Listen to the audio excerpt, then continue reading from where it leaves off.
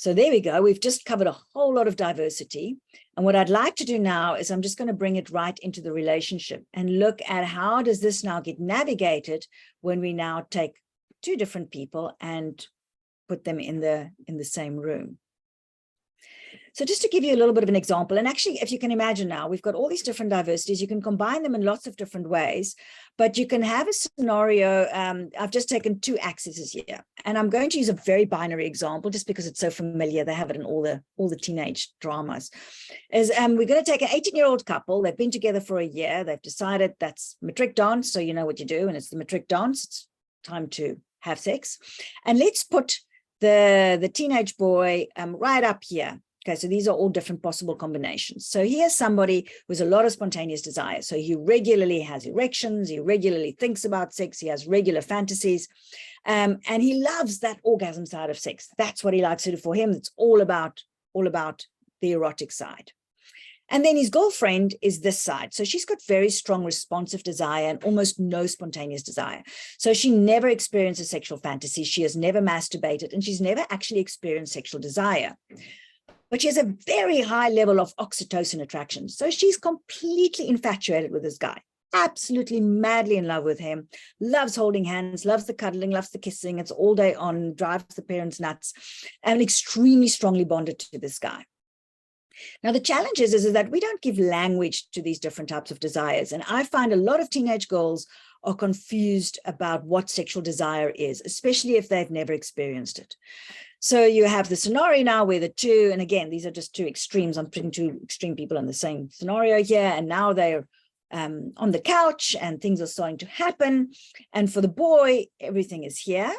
And so he's all about the gentle side, right? So the hand's starting to creep up the skirt. And the girl assumes she's ready for sex because she has this extraordinarily strong oxytocin physical reaction. But actually, as soon as he starts trying to get towards that sensitive play area, she freezes up. Doesn't feel right. She doesn't know why it doesn't feel right. She just feels uncomfortable because that area is not actually woken up yet. There's no testosterone in the system yet. The challenge is there's one of two options usually in this scenario, one or two things that happen. The one is she pushes the hand away, and now you have the complicated conversations of her feeling inadequate or him feeling inadequate, and is she frigid, and it's cock teaser, and you have all of that. Or, which I see more often in my girls, is they decide to push through because they've watched, Bridgerton and Grey's Anatomy, and they end up having a sexual experience which feels either uncomfortable or not very nice, or sometimes actually they end up even feeling assaulted. And the complete confusion about not understanding what is happening. And most of this can usually be solved by just being able to communicate around what's happening. So you can now imagine when we look at sexual diversity, we've got these two angles, but your sexual pleasure within your intimacy is now going to be affected by your desire, your kind of bodily pleasure you like. It's also going to change through your age. So a young boy in his 17 is going to be very different from how he might feel about sex when he's in his 40s. The kind of life phase you're in, if you're in the small child phase of your life, or if you're in the menopause of your life, the kind of relationship that you are in, obviously your sexual orientation, your gender identity, and then very much medical and mental health conditions are going to play into your intimacy preferences and how you're experiencing these things. So you can imagine now when you are putting two people in the room and they're about to get intimate, there's no ways that it's all going to automatically work every single time. I think it actually works more often than is. It's quite surprising that when it does work. But when you look at the media, there's this expectation, you burst through the door, you collapse on the bed, and everything is going to be perfect.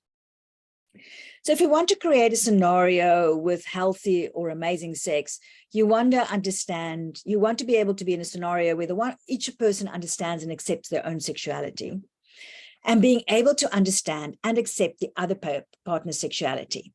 And I want to give the poor men so what we quite often do with men who are very much on the spontaneous desire, high testosterone, orgasm, and not really so much into the cuddling, kissing bit.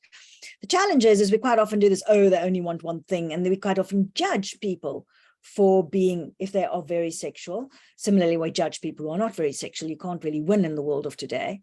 And it's being able to really make space for all kinds of different ways in how intimacy is experienced. And for that, we need to be able to communicate, a very important consent. And when I mean consent, sex is not a compromise. It's not about saying, oh, will you do this for me if I do that for you, kind of a thing. It's about able to find the common ground. How can we play where both our needs can get met? So I'm going to take it a little sort of like a step back now and just look a little bit about if we as a society want to create more healthy relationships and pleasure within relationships, how can we do that? How can we start thinking about evolving as a society? And I'm going to go through a little bit of science to help us navigate this conversation. So what's interesting about pleasure within sexual relationships or within any intimate relationship, whether you're queer, platonic, all the way to hookups, is you have to be able to feel safe. And with safety, I mean bodily safety. So you need to feel safe. You don't want to be worrying about STIs or pregnancy, so being able to organize everything you need to be able to not worry about all the physical stuff that's important. You need to feel emotionally safe. You need to feel that the person is going to take care of you and be willing to listen to where you are at vulnerability-wise. And here communication and consent is very important. But very important as well is you need to feel safe to be able to be expressed yourself. You need to be able to say, this is my orientation, this is my gender identity. You need to be able to control reproductive health. And of course, when we look at this from a medical point of view, we talk about sexual health for the first one, sexual pleasure for the second one, and sexual rights is the three pillars that the Global Advisory Board has for sexual health internationally. And it's always worried at the World Association of Sexual Health conference recently. It's quite scary when you look at sexual rights across the world, and from reproductive rights all the way through to protecting your queer communities, all the way through to controlling things like when young girls get married and have their first babies, for example.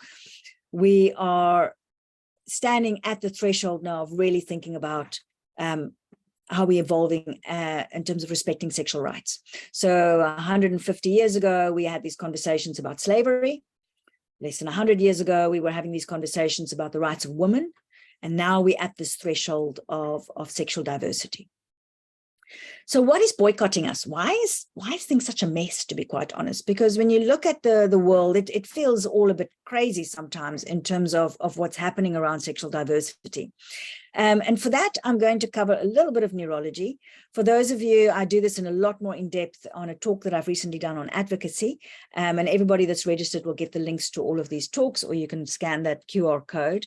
And I'm going to talk a little bit, and again, we're taking this balcony view of fear versus love in the way that we think around sexuality in the 21st century. And to do this, we're going to look a little bit at how our brains work and what it is to be a human being.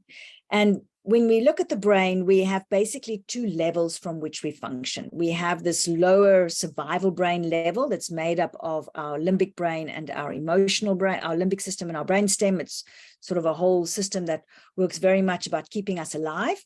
And there's certain instincts that's very important under the survival brain. So pleasure, finding things like food and security and sex, avoiding pain, and energy preservation. That's the one when you go, I really don't feel like it, right? So we have that level that we function on.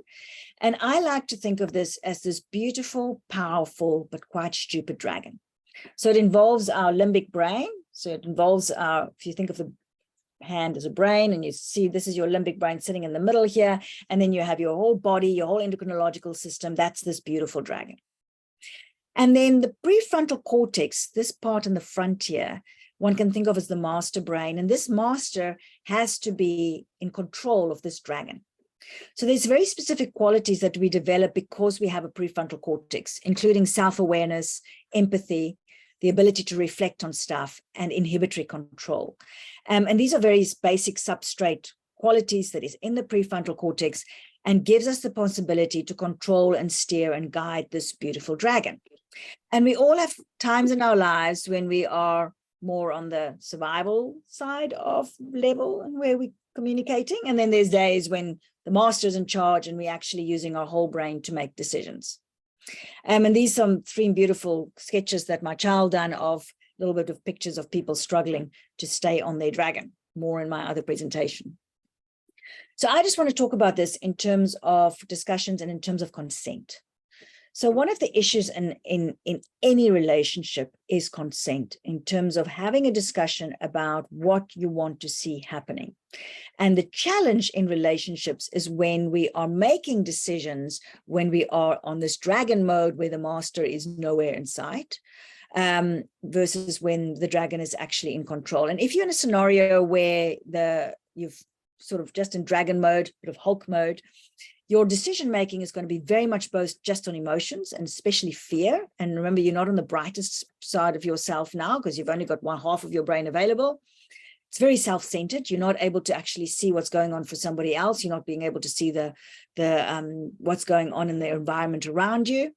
These kinds of decisions always feel very quick. They always feel very urgent. And they always tend to be a little bit biased. And there's a lot of, not the most intelligent part of ourselves that we're bringing to the party. And the decisions we make when we're in this mode is usually where we see the real regrets coming in, where people later go, I wish I didn't do that, or I wish that didn't happen. When we actually bring our whole brain to the conversation, now we're able to have perspective and context of what's going on. This is where you're able to plan your contraception before you have sex, put the condom on before you have sex. We're now able to actually have empathy, so you can be respectful of somebody else and think in terms of where somebody else might be. This kind of thinking is much more slow, much more thoughtful, and therefore also much more intelligent. And actually, this has got a very low risk of regret.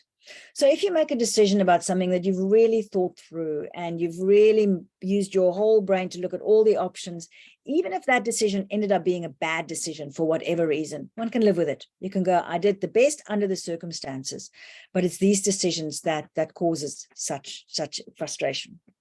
So in sex, we always talk about enthusiastic consent. You want somebody to be able to give enthusiastic consent to whatever is happening. And for that, you need the dragon master to be present in that time. If somebody's freaked out or insecure or vulnerable or unsure, they're not able to give enthusiastic consent. People always ask, when is this dragon master? There's this myth that, your dragon master suddenly appears at the age of 23, fully formed, and you can therefore make no decisions until then. But actually, we already have 70 to 80% of our prefrontal cortex is already matured by the time we're 13, 14 years old. So the adolescent is able to be very self-aware. They're very able to reflect. They're extraordinarily able to be empathic, and they do have inhibitory control, but they're a little bit not quite masters. They're still apprentices. And the dragon is a hell of a thing to manage. And so adolescents need still help and support. But adolescents are very able to take a higher level decision if they are given the proper support to be able to do that. And what we need to help teenagers and adolescents with is learn how to not make decisions. And that includes posting on social media when you are in dragon mode, in that lower level mode. So what's interesting for those of you that are educators, those of you that work in NGO and sex education, those of you that are involved in organizations providing services, is to understand a little bit about how we as a society has been trying to deal with creating safety in sex. So everybody agrees that we're all nervous about sex being vulnerable. We're all nervous about bodily safety, contraception, STIs. We're all nervous about abuse. We're all nervous about rights transgressions. And we want to control these things. And again, you can control these things from 2 different levels. You can either control it from that dragon level, and we do this by bringing in extrinsic control. So we make rules and regulations. We're bringing in a whole punishment and reward system. A whole prison service system is built around this kind of way of trying to manage, I guess, people's dragons. And it can also be through subtle things, just taboos. Thou shalt not do this, sort of cultural norms of what is acceptable and what is not acceptable. And all of it has got the same thing in common, is that it's very fear-based. So we're worried and we're trying to prevent something from happening, and then we make a rule about it. Now, there's advantages to this. This is not going to be I certainly see the use of rules and regulations. And the biggest advantages is for crowd control. So our road rules, for example, you do not want people to make up what they think they should be doing on the road, depending on how they feel. So we have very strict rules on how fast you're allowed to drive, and you must drive on the left side of the road. Very useful if you've got a physical threat. So if there's a building is on fire, you follow the fire drill and do not deviate from the fire drill. So certainly for physical emergencies, having outside structure very important, because you're stupid when you're under threat. And it's quite easy to just write a rule, isn't it? I think you've all been in that scenario when something goes wrong in work or at school especially, and then, oh, that scenario was quite difficult, or we didn't like it when the child is that, so we just make another rule. But there's disadvantages. And I think we're not quite always too conscious about the disadvantages and the risks of bringing just this way to try and control sort of the dragon world. The biggest there's a few big challenges. The one big challenge is what I call secondary effects. And the problem with human beings is that we are very psychologically complex. And we have interesting ways in how we respond to things. And the classic one that I want to bring up is the fact that when a resource is scarce, it becomes more precious. So if something is on sale, it becomes more precious than if you'd seen it before it was on sale. Or if there's only one left on the rack, you might be more tempted to buy it than if there was 10 on the rack. So we don't like things to be scarce. We sort of, that FOMO, you know, the fear of missing out is always there. And there was some interesting studies. So in America, where they still ban books, there's libraries that still ban books. They've noticed that if you are in a town where a particular book is banned, the teenagers, if they do get hold of that book, will take much more notice of the content of the book than teenagers who read the book in a town where the book is not banned. So the ideas seem more important because the book has been banned. Another study, which was quite fun, was looking at partners of adolescent children and finding that if the parent does not like the partner, so trying to restrict access to the partner that the child has brought home, then that partner also becomes more attractive. So this we have a challenge with, because we're trying to bring a rule, but the rule itself will actually work against itself because of this sort of dynamics that come into play. The other challenge with rules is that rules are very broad and they're usually not very creative. And of course, humans are very complex. So if you now try and apply a basic rule to a very complex scenario and to all the different variations within a scenario, it actually becomes very ineffective. And sometimes it can just do more harm than good. And you can actually, the rule itself actually creates much more harm than if the rule wasn't in place. So for example, there's been in some areas, like some churches in America, where it's not allowed to be gay. And so there's conversion therapy, both through psychologists and churches, which we of course know is actually not possible. It's a bit like trying to convert race. But what they did find is when they did studies is they realized that when you do conversion therapy, there's a very high risk of suicide. So in America, it's illegal for psychologists to do conversion therapy because of this very high risk. So when we make rules and regulations, we have to understand what are the possible consequences of operating in this way. So what is the alternative? And I almost don't want to call it an alternative because I don't think we're quite there as a society yet. I want to call it a vision. Let's call it a dream of the future. Because this kind of strategies does not create sexually intelligent adults, right? So what would it look like if we had Dragon Master way of thinking about this? And if our goal was to help the individual, to help us as people develop their own intrinsic control and self-regulation. So you leave the locus of decision with the individual, but you give them the possibility to be able to be self-aware, to be able to reflect on what's happening, to be able to be empathic, and therefore to make more better choices. So we do this by fostering body positivity and affirmation, so creating safety, and by really building on these ideas of consent, safety, privacy. These are all concepts that belongs to this higher way of thinking. And this is very much directed by love, with the focus being on fostering a person that has their own ability to make decisions about in these different scenarios. So the advantages of this is that this kind of thing is very flexible and responsive. It doesn't matter what, if you've got a teenager that's got a high level of psychological maturity that's been grown through the sexual intelligence, through this this way of helping for them to mature like this, no matter what scenario they will be in, they'll be able to manage it in a way that they can make those wise decisions we talked about earlier. We definitely know that having this kind of environment definitely makes people happier and increases mental health. And we see better health outcomes if we have parenting or education systems where children are affirmed and where there's this growth towards maturity. but there's of course problems. And the biggest problem is that if you want to create a psychologically mature youth, you need psychologically mature adults. So you need parents that can model this way of working and thinking, and you need seniors and doctors and educators that are able to actually themselves operate from this higher level. And as a society, it's a relatively new evolutionary skill. We're not quite there yet. It's certainly also less effective in large crowds or in physical threats. There's certainly places where rules are very important, but it's more a little bit to start having a vision. Imagine if we had a community, not just sexually intelligent, but we were generally operating more out of this higher level rather than these dragons that makes so much trouble. So putting it all together, when you are in a sexually intelligent relationship and you have this dragon master that's involved, obviously, while you're intimate with somebody, it's all about body, it's all about endocrinology. You really don't want the prefrontal cortex involved at that point.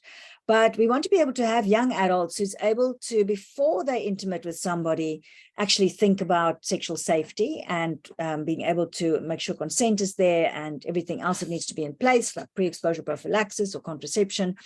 And also being able to have conversations after they've been intimate to see what works for me and what didn't work for me. And for me, it's much more important that we train these aspects of sexuality. And there's a beautiful thing, this is from the Global Advisory Board, called the Pleasure Meter, where it's one of the ways we use when we take our sexual health histories, when you want to look at sexual function. And we're wanting to focus also on sexual pleasure, not just all these fear-based things. The only reason why I want to show this slide is just to emphasize, for pleasure, there's one question about physical and psychological satisfaction or enjoyment. But the other questions that is key to pleasure within our intimate relationships is self-determination, consent, safety, privacy, confidence, and communication. And these are the things that we want to build if we want to build a better world for our sexually diverse communities. So just to close off, we are in Pride Month. So for those of you that are on businesses, organizations, schools, universities, you can scan this code. I will send an email as well. And you can download this poster for free. Please print it out, put it up in your shop, in your tea room, in your school space. And this is just a little message out there for all of those sexual diverse people out there. You are safe in this space, regardless of who you are. So my take-home message: reflect on your own sexuality. So think a little bit, who are you and how do you work? Be able to recognize that we live in a sexually diverse community, society, and that people are different, and being able to bring our loving selves into those relationships and into this world rather than our fearful selves. Thank you very much, everybody. We actually managed to do that in just over an hour. I'm definitely going to open this up for discussion now. And what I want to make clear is that I will, on the recording that will go on YouTube, will not include the discussion. So I want to be able to create a safe space for questions.